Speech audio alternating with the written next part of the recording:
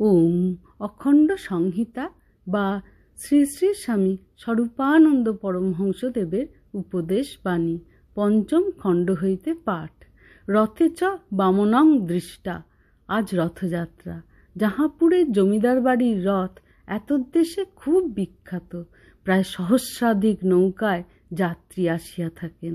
জাহাপুর হাইস্কুলের হিন্দু ছেলেরা তো সকলেই স্বেচ্ছাসেবকের কাজ করিতেছেন। উপরন্তু মুরাদনগর, রহিমপুর প্রভৃতি স্থান হইতেও বহু স্বেচ্ছাসেবক আসিয়া যাত্রীর ভিড় নিয়ন্ত্রণ করিতেছেন। বড়ুয়াকুড়ির শ্রীযুক্ত গৌরনীতাই চক্রবর্তী শ্রী শ্রী বাবামণিকে প্রশ্ন করিলেন, রথে চ বামনং দৃষ্টা পুনর্জন্ম ন বিদ্যতে, কথাটির মানে কি?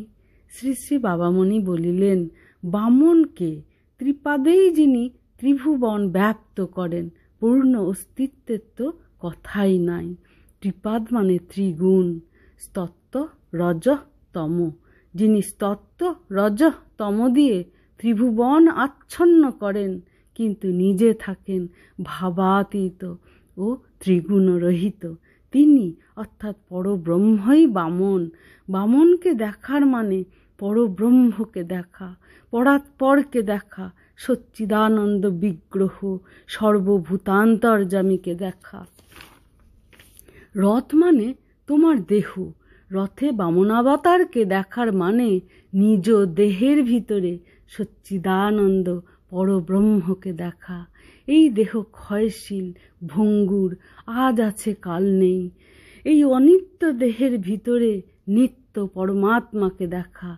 রজ্জু ধরে টানলে যেমন রথ চলে, শ্বাস প্রশ্বাসে তেমন দেহ চলে। শ্বাস প্রশ্বাস তোমার দেহরথের রজ্জু। শ্বাস প্রশ্বাস থামল কি রথও থামল। কলা, নারিকেল, আনারস প্রভৃতি হচ্ছে সব যোগ বিভূতি। রথ দেখতে এসে এসব যোগ বিভূতি নিয়ে মশগুল হয়ে থেকো না।